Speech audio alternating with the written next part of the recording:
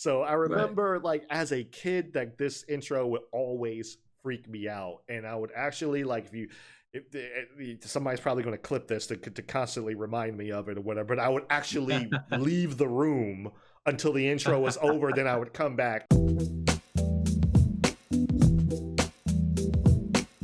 was your top three, and I actually agree with a couple of those.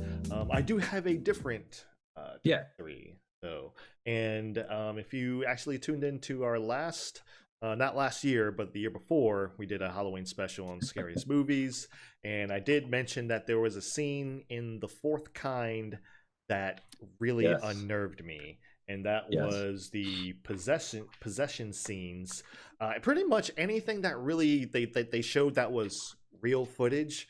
Like Mhm. that's where it kind of like it went from like, okay, feeling like this is a movie to feeling like, okay, this is really creepy, because Right. it was just something about like the graininess of it, like the body convulsions, and then like, okay, they add the effect of like, okay, it's messed up, but like when her mouth goes Right. wide like that, Right. that's pretty much what for me was like, okay, yeah, that when that mouth goes super wide like that, I'm like, okay, yeah, you've got me on the imagery issue, where I'm just like, okay, that actually sent a little bit of a chill down my spine, because like it looked real. They did the visuals in such Right. a way. I'm like, okay, that looked like her mouth really opened that Right. really opened that freaking wide. So Right. and I know like there were issues that that went behind making this film and stuff like that, and Mhm. a lot of people were not happy about it. Families were not happy about it and stuff like that. Right. But this was definitely one of the scenes from The Fourth Kind that was just like, okay, yeah. The guy floating above the bed was Mhm. there's an earlier one in there, like the guy's floating above the bed. That one as ironically, that one didn't bother me that much, but it was just there was that, and it was the sound, like this Mhm. inhuman sound that came out of her Right. mouth as it opened, and it was like, ooh, Right. yeah. So It's yeah. kind of like the movie Jacob's Ladder, where the Mm. person's face is kind of and his head is jumping around and contorting, and that weird Mm-hmm. sound is happening. Is Mm-hmm. that he's like, this is not normal, and he's a normal guy in a normal situation. Now with yours, like you said, since it's more kind of documentary footage, Mm-hmm. it's more realistic Yes, because it's like this is like a real or at least it takes you out of the element of, hey, it's just an entertaining film. It's like exactly. it's presented almost in a factual way. You're like, whoa, Mm-hmm. that's kind of creeping me out. It's Exactly. kind of like the movie A Fire in the Sky about the alien thing that was based off a true story. Mm-hmm. And you're like, wow, this is based off a true story. Holy Yeah, crap, I'm not going to drive out in those mountains. exactly. Yeah, so I totally get that. And heck, the box art on that movie, DVD or back in the day, video, the Mm-hmm. box art was kind of creepy looking. For The If Fourth I remember Kind, correctly, it or had that. the other movie.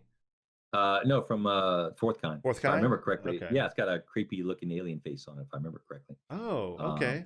Okay. yeah, it The has like only the one. kind of yeah, that elongated alien type face on it. I think it looks really Oh, creepy. okay. Okay. I haven't seen that. I might have to look that up, because I haven't seen I think that. I've so. only ever seen the one that had the owl on it. That's the only one Oh yeah, I've ever yeah, seen. yeah, that one, the It was owl. that one? Yeah, because Okay. Okay. it's an owl, but it kind of, if you look at it, in a way, it kind of be like that the gray alien Mm-hmm. face a little bit. Yeah, Mm-hmm. because of the way the eyes are so kind of slanted and the long kind of, Exactly. so it kind of looks like an owl, but it also looks kind of like an alien. Because when Mm-hmm. I first looked at it, I was like, is that an alien? Okay. You know?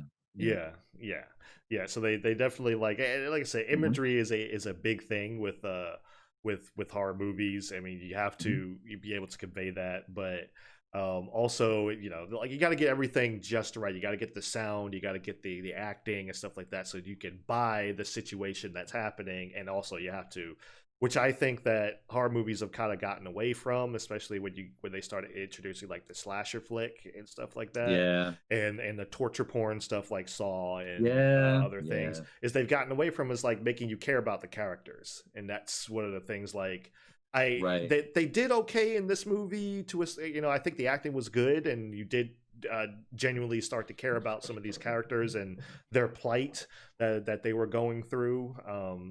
But I think that's something that's really missing from horror movies. It's like, well, they're just like, oh, there's these unlikable characters, so you wind up rooting for them to die, as Yeah. opposed Pretty much. Like, to So I'm going to I'm going to cheat a little bit. I'm not going to use a movie. I'm going to use a TV series. There was a movie. It was a movie. I think it came in 1989 or something like that. But the intro to Tales from the Dark Side series. Mm. Now, if you're just watching this and you're just like, all right, it's cloudy, and then it's like they'll show like The trees and stuff like Simpsons. that. Yeah, it's just like, all right, this looks fine, this looks great. And then you turn on the sound and it's like you have this creepy tone where it's just like and like reverb, and then you got the guy that's voicing over and stuff like that. It's like it promoted a creep factor, even though like some of the episodes weren't necessarily scary because it was like almost like a Twilight Zone type thing. It was just Mhm. like the way that they did it, and I would probably credit like the Twilight Zone to having that creepy imagery, in the beginning, where it's like, you see the eye floating down, then the eye opens, and then there's the doll Mhm. that looks weird, just doesn't look quite right. It's just like just the little Barbie doll that just doesn't look right. It's like, okay, what's the deal with Right. this or whatever. But it's just the way they worked the sound into Mhm. and the music, and like Mhm. there's this little down, like Right. that's kind of going Yeah. through, and it's just like everything that looked all pretty about what the scenery they were showing went out Mhm. the window. Right. And now it's like this bridge is hell. I want to go to this Mhm. bridge. Like the wood, they frick the woods. I want to be out in the woods. If there was Right. anything that scared you about being out in the woods, it would be this. So I Right. remember, like as a kid, that this intro would always freak me out, and I would actually like if somebody's probably going to clip this to constantly remind me of it or whatever, but I would actually leave the room until the intro was over. Then I would come back and watch the show because it creeped me out so much. And I would actually like see it. If I close my eyes at night, I would see it and hear it. Mhm. I'm like, no, stop. Right. I don't want to listen. So, Yeah. Well, actually, if I remember correctly, some of the other scary shows did kind of a similar type intro, sort of like that, where it sort of made you feel sort of normal, but sort of sort of off-centered normal a little bit. It's like mhm, kind of the Outer Limits would have that same kind of feel back in the day. It mhm. says we have control of your TV. We control the Right, vertical and the right, horizontal. right. And then of course like Ray Bradbury Theater probably did that a little bit. Mhm, Um, so you had that the Night Gallery was another one that Rod Serling did. So they would have kind of had that similar vein of making it sort of normal, but not normal, or it's like uh, sort of that normal voice. But whereas this one, had the Crypt Keeper voice. mhm. But then you had that music that was kind of, and that music was sort of off key, I think, if I remember Yes, correctly. yes, it was So very, you're very, like, yeah. okay, it's sort of weird. It's kind of like listening to a church bell that's a little off in the distance, and you hear it at night. It's Mhm, kind of creepy. I mean, they're supposedly religious songs, mhm, but if they're sort of off key and played a little slower than normal time you hear in the church or whatever, mhm. it sounds a bit odd. Yes, And you're like, yes, this sounds a little bit weird. yeah, And yeah. it's dark, and you're outside or something, and you hear a person, but you don't see them. You hear a shuffle, and you hear that Mhm. noise. Kind of like I think I mentioned that to you before. That kind of reminded me of that Poltergeist 2 Yeah. Yeah. creepy preacher kind of guy. Mhm. And I'm like, quick, go in the house. But yeah, I get what you mean. I get what you mean. That sometimes that music, when you play that, especially like classical music, or like if you, what was it, on Die Hard, you slow down Christmas music, it sounds a little odd and Off. off. And Yeah, there's something yeah. you're like, there's something not quite right about it. You So it's kind of supposed to make you feel uncomfortable, and it works. exactly, And it exactly. works. They were successful, at least for me. Like they were successful with that one. I mean, like as a kid, I can watch it now and I'm fine, but it's just like I still have those memories of when I was a little kid, Yeah. and it would come on, and I'm just like, and it's so funny because it's like Freddy Krueger. I laughed at Freddy Krueger. I thought he was funny, Well, it was. It all was of these funny. other. I mean, It well, was I mean, funny. yes, he was, It was funny. bit cracking jokes and stuff, but it was like there was all these classic horror movies, with the exception of a select few, but there were all these classic horror slasher. But I was like, I would either laugh at them or just kind of like brush it off and be like, that was fine, But Hmm. Tales of the Dark Side intro, come on, nope, can't do it, can't do it. All right, so I'm gonna get into my next one here, and this one is from The Exorcist, and this is Yeah, the infamous spider, was like as they're calling it, the spider walking scene. This yeah, was actually supposed to be filmed a whole lot differently. Um, I've seen like the unreleased footage of it, or whatever, and where she goes downstairs, she kind of snakes over, and then she's like, her tongue is coming out kind of like a snake, and she's crawling at people, and almost attacking them in a sense. And it was like that. It was like borderline funny, which is like, okay, I understand why they changed it, right, because I don't know. It was a little bit too real, the way like the actresses reacted to that. It was a right, little too real. And I was just like, all right, I think they actually were a little bit freaked out and they ran. right. But this one is probably the reason why crawling messes with me so much. And again, it's like if I see crawling in a movie, like, or somebody's crawling around, it kind of freaks me out.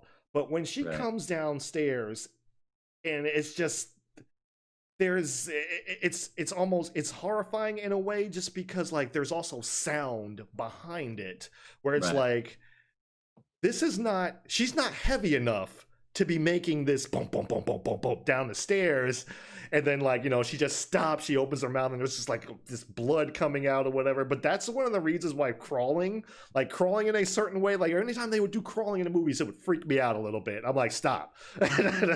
Well, have you seen the movie In the Mouth of Madness? No, I haven't seen They that do one. this. They do this same. This is one of those gory type scary movies as well. Hmm.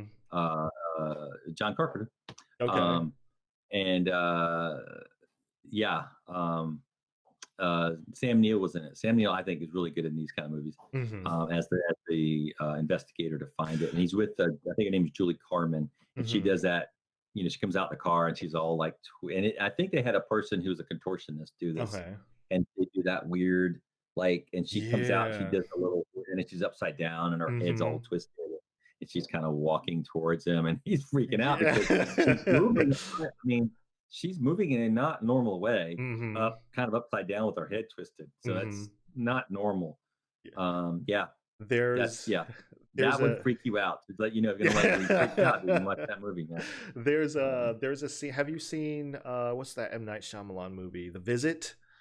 Have you seen that one with the two kids? They're visiting their grandparents. No, no, no. There's a scene in there where it's like there's no music, there's nothing Right. like that, because it's like supposed to be like a found footage type thing. There's no music or anything, but like the grandmother is just slowly crawling towards the door, and I'm just like, close it, close it, close it, close the door. I was like, Yeah. grandmother or not, I'm like, nope, you ain't coming. Stand up and walk correctly, and I'll talk to you. I'm not talking to Yeah. you like this. Wow. So I'm getting to my last, my number one, the one that still unnerves me every time I watch it. It does genuinely give, like, it probably won't now because like I'm talking about it and like I'm gonna Right. be pausing Work through and it, stuff Mike. like Work that. through it. But like anytime like I watch it in a normal setting, it always sends a chill down my spine. It's very unnerving, and that's the scene from Paranormal Activity where Katie is Um, drug out of the bed and drug down the hallway, mhm. Yeah. because there's a lot that goes into this. It's not just the action itself. The action itself is pretty terrifying, because it's like, where do you always go as a kid? Into your bed. You jump under the covers. Right. That's your safe Safety under. space. That's right. You're safe under the covers, Exactly. or are you? Exactly. And there's sleeping, it's normal, everything's fine. And then it's just like, okay, it's little movements here and there that kind of like, oh, okay, what's going on here? What's happening? You just see her foot move, and next thing you know, she's on the floor. Now, obviously, she could probably just, I'm like, oh, I just fell out of bed. This is fine. And then she gets dragged. And at that particular point, there's there's this there's this level of acting that these two do, And I don't know Mhm. how many takes they've done this in or whatever, because you can imagine they probably did this in quite a few takes to get it right Mhm. and to get the correct one. But it was like her screaming visceral. Like it's like you can hear the horror in her voice, and when he goes and runs after her, Mhm. it's like and I gotta commend off the heroics of running after her or whatever and grabbing her, but there's this thing that like he's yelling, let go, and then he's you can like you just hear it. All you do, you don't see anything because they go into Mhm. like the shadow after a while. You don't see anything, Right. but you can hear him yelling, "No!" Like really, like he's trying to like say like, "Don't take my girlfriend." Don't like he's Right. really trying to save her life. And it's like you can hear the fear in her voice as well as the fear in his voice, Right. and then like the scene ends, they go into the bedroom and they're crying, and he's holding her and everything like that, and it's just like every time it gets me, and I think probably the reason why it's not bothering now because there's no sound, but still it's like every time it gets me because it's like it's so there's the optics of it, obviously, like I said, we're Mhm. talking about like invading your safe space, taking you away from your safe space, but Right. also just the You're very acting that would. vulnerable in your bed sleeping. Yes, I mean, exactly. you're totally vulnerable. Exactly, but it was also the acting that went into it. Like Right. whatever, like you want to judge their acting and throughout the movie or whatever. Like I think it's passable just because I'm like, well, Mhm. they're supposed to just be regular people. They're supposed to Right. not be all that interesting and bore. They're supposed to be kind of boring. So it's Right. like you have these. Yeah, you're supposed to have So like these. normal people, like, why would this happen to us? We're just normal people. Exactly, exactly. It's like these are just normal people living a normal Mhm. life, and then Yep. these things are happening to them. And it's, like there's always that creep factor, but that one just kind of like that's the one that was just like I don't know how you guys even stayed there. Like regardless of whether this demon's going to follow her or not, like we're sleeping somewhere else. Right. Right. We're going Well, somewhere with else. this movie you're saying, and it's kind of like with 1408, Hmm. is really there's not a lot of actors in it. Is just is that they have to pull off these scenes by themselves. Right. It's like with John Cusack in 1408. It's pretty much mostly just him Exactly. reacting to things and holding, you know, your interest for that amount of time. Hmm. And that's impressive that they could do things like this in these type of movies, that it really speaks volumes of why we consider them kind of the top scary moments, is that they're simple moments, but that again taps into our kind of simple primal fears of what's that noise, what's scared of the dark, and you're in your bed, that, like, if you're a kid, that's, it's like when you're a kid, you get a bike. That's kind of cool, and that's like your freedom. And your bed Hmm. is like your home base, and you're Exactly. safe on home base. Exactly. And so that's why you can hunker under the covers so the monsters don't eat your legs and your hands. Exactly. Um, so yeah, it's really interesting how those movies that they have, like you said, this just a few people, in this case, the couple, like Mhm. holding it down, uh, that well in that specific situation of it's just them Mhm. selling that moment, like, so you can't even really see anything because it's all kind of off Exactly. camera. Exactly. But yeah, absolutely. Yeah. So that one always takes number one. Um, uh, this is still one of my favorite horror movies to this day. Like even just because like I got to give a whole lot of props to the simplicity and just using, like I said, like simple stuff like fishing line to shut a door because you can't see it, it doesn't Right. show up on camera right. So like, Yeah. or it doesn't show up on camera correctly. So you just using that to shut a door because you can't see it and stuff like that to move something. Like I still don't Hmm. know how they did this. I still don't know how they did that. He drug her out of bed and then like yeah, I still don't know how they did it. Like I hired a probably. real ghost. They didn't tell you that. I don't know if like they digitally edited, like somebody was on like in a green suit and then like they just digitally removed him or whatever. But like I don't know how Yeah. they did the whole dragging down the hall. I understand like falling out of bed is probably mostly her just kind of sliding Right. down after like okay like maybe use some fishing line to lift her foot up a little bit and then all right she Hmm. just slides, she just does the rest of the work. But like dragging down the hall with nothing, seeing nothing, and I'm just like I don't know how they did that. And so props They to did it like them. that. They did it like that Jamiroquai video where they moved the room. Like the guy was like, That's someone was pulling the guy yeah. to bed, so that when she wasn't pulled, she actually slid. So he didn't know that. Like they killed him. Thanks for watching until the end, fellow Nerd Posse. If you stuck around this long, it means that we own your soul, and the only way to get it back is to click that subscribe button, leave a like or dislike, and comment down below. If you want to watch the full video, check us out on McBlamEntertainment.com, or for the audio version, just simply look us up on your favorite podcasting app. Follow us on social media, the links are in the description down below, and if you feel ever so kind, you can support us on Patreon or Subscribestar for as little as $1 a month and gain access to our Discord server where we talk about all sorts of nerdy stuff. Thanks again for watching, and depending on what time of day you're watching, have a good morning, have a good day, and have a good night, and we will see you in the next video.